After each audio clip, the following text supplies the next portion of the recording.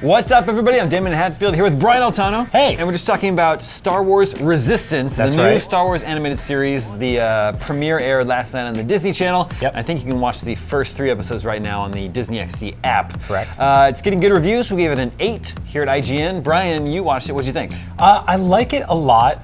It's got a really kind of new sort of interesting art direction for the animated stuff. I mean, we've seen the sort of Genndy Tartakovsky Clone Wars stuff. We've seen the other Clone Wars stuff.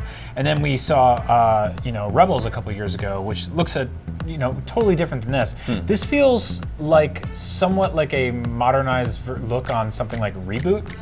It's very computer generated, you can tell, but still has a kind of like tendency to look kind of like a classic Disney animated thing. Yeah. I think my main thing with it that I'm starting to figure out with a lot of these animated things for Star Wars is that I'm having a hard time connecting with them because they're not tangible. And I know that sounds insane because neither are video games or Or any other things. animated Or anything animated. But I think you have a really good point here. Yeah, what I'm starting to realize is I love Star Wars when there are physical props, there are weapons, there are costumes, there are ships, there are sets, there are things that get built. Like, we're ramping into episode 9 right now and people are already on set tweeting out sneaky photos of like, is that the Millennium Falcon? Is that, is that... It is. Yes, it is. Is that the blast doors? Like, what is it? Is that a gun? Like, who knows what that is?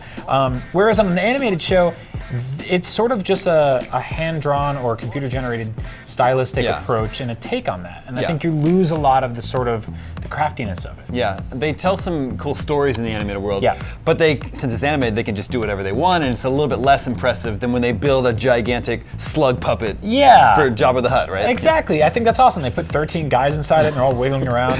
And if you look at a lot of the stuff that sort of leads up into the Star Wars movies, which is where we are right now, you get a lot of that here with Resistance. I think it's doing some really cool things. The time period is set right before Force Awakens. Oscar Isaac returns to voice Poe Dameron, which is really cool. Introduces this whole new array of really interesting, really fun ragtag group of characters that we all love.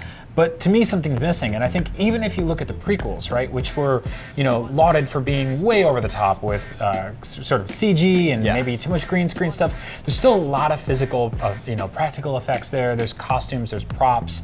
There's a lot of things that are real and are tangible, and that gets lost in the cartoon world. Then again, if you're a kid and you're looking for some cool Star Wars stuff, then who cares, right? It's just more fun adventures. Also, you noticed in the premiere, there's an arcade. Yes. So arcade's confirmed in the Star Wars canon. Yeah, so this is really cool. There's a scene in the premiere on Star Wars Resistance where the main character goes into a dive bar arcade type of thing, right? And I was thinking This was a show for kids. Yeah, exactly. And so I'm looking around, there's a dartboard, and I'm figuring, they'll play some hollow chess or something like that.